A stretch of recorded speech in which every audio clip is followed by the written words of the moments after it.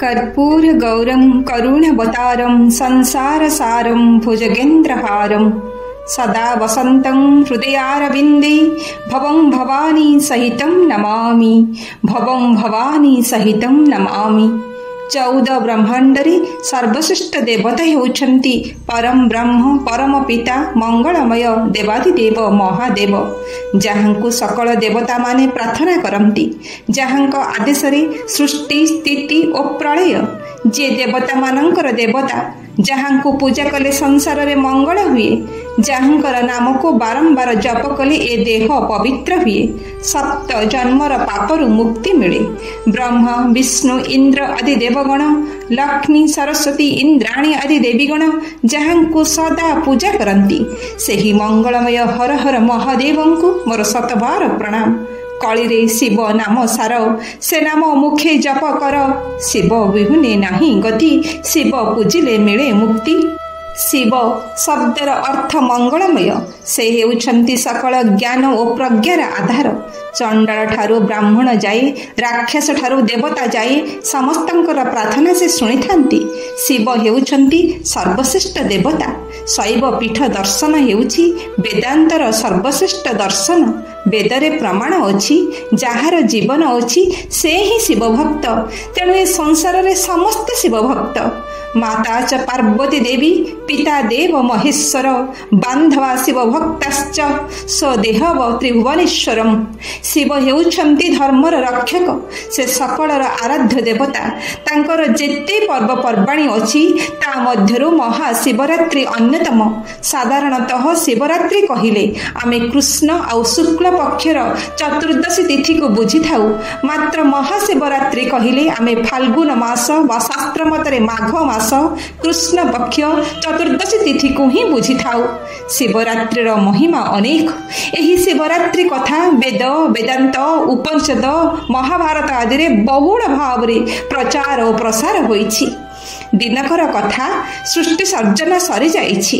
कैलाश पर्वत उपरे माँ पार्वती शिवं को पचारुछन्ति, हे प्रभु आपणकर पूजा आराधना पई केउ दिवसटी सबुठारु उत्कृष्ट? परम पिता परम ब्रह्म भगवान शिव कहउछन्ति, देवी फाल्गुन मास कृष्ण पक्ष चतुर्दशी तिथिर शिवरात्रि ही मो पूजा पई सर्वोत्कृष्ट। शिव त्रिलोचन नाम ख्यात। तांकर तृतीय नेत्र मुख्य द्वार भाव विदित। से सत्य, से शिव, से सुंदर। शिव जीव परम ब्रह्म अगतिर गति, शिव नाम जप कले मिलई मुक्ति। शिवरात्रिर अन्य नाम जागर बा उजागर, अर्थात सारा राति उजागर रही शिव चिंता करिबा, शिव बाणी प्रचार करिबा। वेदपति ब्रह्मा कहउछन्ति, हे ऋषिगण ए ब्रह्मांडरे जेउ भक्त उपवास रही एकांत निष्ठा और भक्तिर सहित उजागर रही घिओ दीप जाली शिवरात्रि रे शिव नाम जप करंती, सेमाने शिव कृपा लाभ करंती। शिव प्रसन्न हेले भक्त को अभिष्ट फल मिलिथाय। शिवरात्रि हेउछि पूर्ण मात्रा रे शिवंकर आश्रित हेबार रात्रि।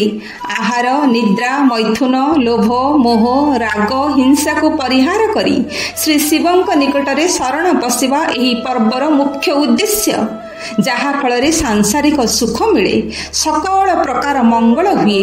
उपवास उपयुक्त बास, उपर अर्थ निकट और बासर अर्थ बसी रहिबा बा बास करिबा। एणु उपवासर अर्थ लोभ और लालसा को त्याग करी शिवंक निकटरे बास करिबा बा बसी रहिबा।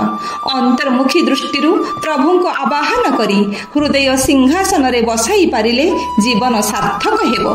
जे कोनोसी कर्म करुथिबा समय रे मंगलमय शिवंकर नाम को स्मरण कले प्रभुंकर अशेष करुणा लाभ हेबो। फलरे कार्यरु सुफल मिलिबो। प्रति समय रे शिवंक नाम को जपमाला कले शिवंकर दिव्य लीला रसरे निजको हजाई देले प्रभुंकर सानिध्य मिलिबो। जदि ए देहरे सब समय रे शिव अनुभव हुअंती, प्रति मुहूर्त रे शिव नाम जप करा जाए, तेबे अज्ञानता रूपक महानिशी बदलरे कोटि सूर्यंकर उज्जवल रश्मि परि ज्ञान आलोक प्रकाशित हेबो। ब्रह्मर दर्शन मिलिबो, श्री शिवंकर आशीर्वाद मिलिबो। ଶିବ ଶାଶ୍ୱତ ସନାତନ, ସେ ମଙ୍ଗଳମୟ ଜଗତ କଲ୍ୟାଣକାରୀ ମହାପ୍ରଭୁ ମହାଦେବ, ସେ ଦେବଶ୍ରେଷ୍ଠ। ଶିବ ନାମ ଜପ ହିଁ ମାନବ ଜୀବନର ସାର୍ଥକ। ମହାଭାରତର ଶାନ୍ତି ପର୍ବରେ ଏକ ସୁନ୍ଦର ହୃଦୟସ୍ପର୍ଶୀ କାହାଣୀ ଅଛି। ସେଥିରେ ଲେଖା ଅଛି, ଇକ୍ଷ୍ୱାକୁ ବଂଶର ରାଜା ଚିତ୍ରଭାନୁ ଜାମ୍ବୁଦ୍ୱୀପର ଏକ ଛତ୍ରପତି ଶାସକ ଥିଲେ। ଥରେ ତାଙ୍କ ସ୍ତ୍ରୀ ସୁଶୀଳା ଦେବୀ ଶିବରାତ୍ରି ବ୍ରତ ପାଳନ କରୁଥାନ୍ତି। ଠିକ୍ ସେହି ସମୟର କଥା। ଅଷ୍ଟବକ୍ର ନାମକ ଋଷି ରାଜ ଦରବାରକୁ ଆସି ପଚାରିଲେ, ହେ ରାଜନ୍, ଆପଣମାନେ ଶିବରାତ୍ରି ବ୍ରତ ଉତ୍ସବ କାହିଁକି ପାଳନ କରୁଛନ୍ତି?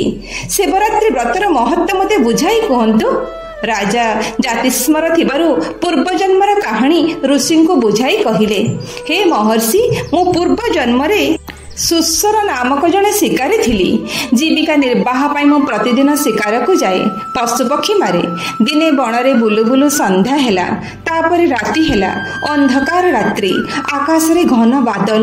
ମୁଁ ଯେତେ ଚେଷ୍ଟା କଲେ ମଧ୍ୟ କୌଣସି ପ୍ରକାରେ ମୋ କୁଟୀରକୁ ଫେରିପାରିଲି ନାହିଁ। ଭୋକରେ ପେଟ ଜଳୁଥାଏ।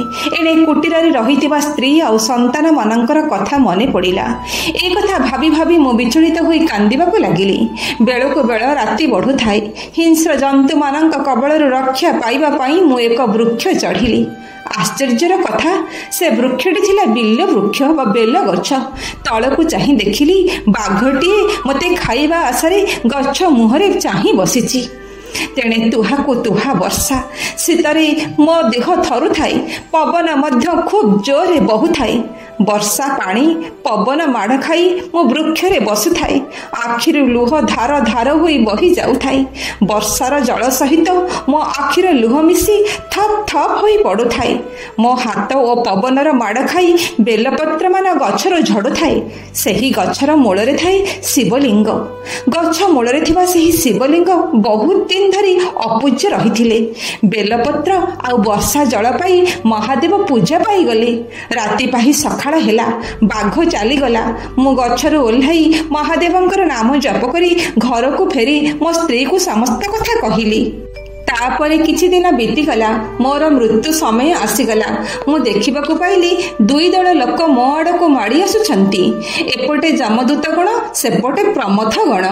ମୋତେ କେନ୍ଦ୍ର କରି ଦୁଇ ଦଳ ମଧ୍ୟରେ ଯୁଦ୍ଧ ହେଲା। ଶେଷରେ ପ୍ରମଥ ଗଣ ବା ଶିବଗଣ ଜିତିଲେ।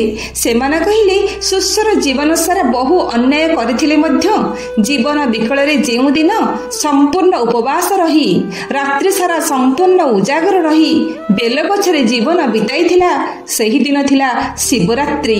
ଅଜାଣତରେ ହେଲେ ମଧ୍ୟ ସେ ଶିବରାତ୍ରିରେ ଶିବ ପୂଜା କରିଛି।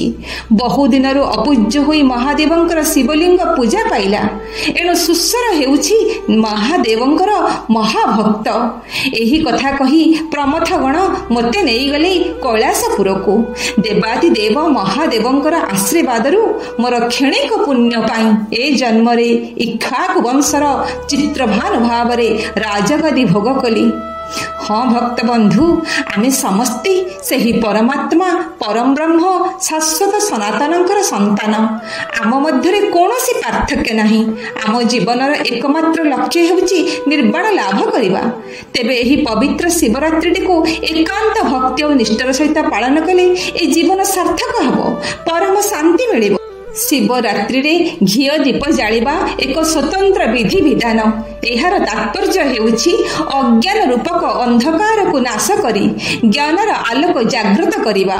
ତାତ୍ତ୍ୱିକ ଦୃଷ୍ଟିରୁ ବିଚାର କଲେ ଜଣାଯିବ ଯେ ଶରୀର ହେଉଛି ଦୀପ, ଭକ୍ତି ହେଉଛି ଘୃତ, ଯୋଗ ହେଉଛି ବଳିତା, ବିଶ୍ୱାସ ହେଉଛି ଅଗ୍ନି, ଜ୍ୟୋତି ହେଉଛି ପରମାତ୍ମା ଶିବ। ଆମେ ଯଦି ହୃଦୟ ରୂପୀ ଦୀପରେ ଭକ୍ତିପୂର୍ବକ ଘୃତ ମଧ୍ୟରେ ଯୋଗ ରୂପକ ବଳିତାକୁ ବୁଡ଼ାଇ ବିଶ୍ୱାସ ରୂପକ ଅଗ୍ନି ସଂଯୋଗ କରି ମନକୁ ଜ୍ୟୋତିର୍ମୟ ବା ଆଲୋକରେ ଆଲୋକିତ କରିପାରିବା, ତେବେ ପରମ ମଙ୍ଗଳମୟ ଜ୍ୟୋତି ସ୍ୱରୂପ ପରମାତ୍ମା ଶିବଙ୍କର ଦର୍ଶନ ମିଳିବ। ଫଳରେ ମହାନ ମାନବ ଜୀବନ ସାର୍ଥକ ହେବ, ଜୀବନର ଗତିପଥ ବଦଳିଯିବ।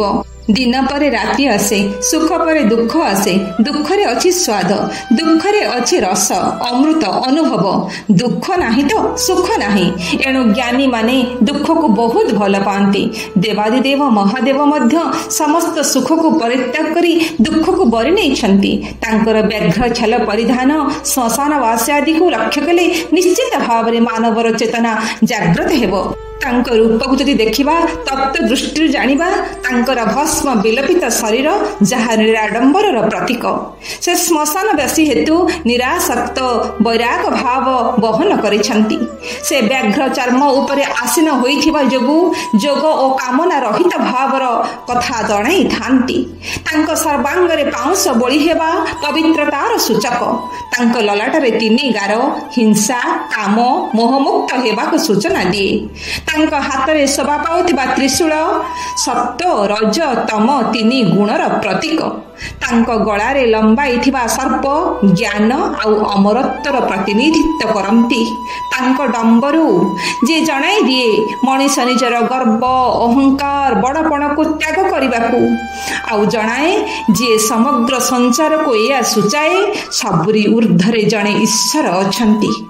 से होउछंती शब्द ब्रह्म रसहं पशुकंतेय प्रभास्मि शशि सूर्ये ओह प्रणव सर्ववेदेषु शब्दं परोसु नृषु। तांक वाहन वृषभ धर्म व न्यायर बाहक। से ध्यान और तपस्या संतोष अल्परे संतुष्ट बोली से आशुतोष। समुद्र मंथन हलाहल विष पान करे से नीलकंठ। पुणी ए संसार संहार कर्ता से शिव। तत्ववित् माने कहती एही रात्रि रे जीवन रूपी चंद्र सूर्य रूपी महेश्वर सह मिलित होइतांती बोली। से अकर्मा दानी अर्थात मनुष्य को ता कर्मर फल भोगिबाकू पड़िथाए। मात्र महादेव को संतुष्ट कले बिना कर्मरे मध्य से फल दियंती। जहा भाग्य रे नथाए ताहा मध्य से प्रदान करंती। देवता माने अमृत पान करी अमर। शिव किंतु हलाहल विष को कंठरे धारण करी भी अमर। बरं जरा मृत्यु आदि भयरु मुक्ति पाई भक्त गाय महामृत्युंजय मंत्र। त्रयंबकं जजामहि सुगंधिं पुष्टिवर्धनम् उर्वारुकमिव बंधनात् मृत्युर्मुख्यमामृतात्। सेही कालर काल जमर जम भोगलालस ठारु दूरे सेही पार्वती पति देवादिदेव महादेव को शतबार प्रणाम करुछि। शिवे भक्ति शिवे भक्ति शिवे भक्ति भवेर्भव अन्यथा शरणं नास्ति त्वमेव शरणं मम। देव देव महादेव संसारावतारक त्वमेव गति भस्वामिन् त्वमेव शरणं प्रभो त्वमेव शरणं प्रभो। ओम नमः शिवाय ओम नमः शिवाय ओम नमः शिवाय।